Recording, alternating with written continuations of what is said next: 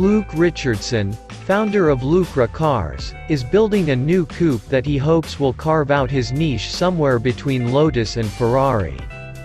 In their workshop located in San Diego, California, they have been building cars that cannot leave anyone indifferent for years.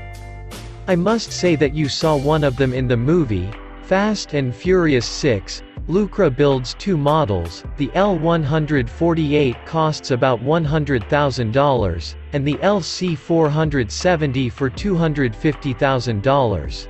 The cars are equipped with two types of engines, the GM LS7 V8 7 liters 630 horsepower and Mercedes AMG 6.3 V8 WeIstec Supercharger optional 700 horsepower, and a Mercedes box.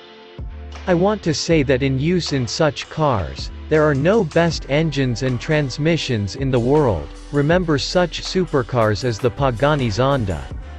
In addition, the LC470 entered the club of 2.5-10 cars that can accelerate to 100 km per hour in 2.5 seconds.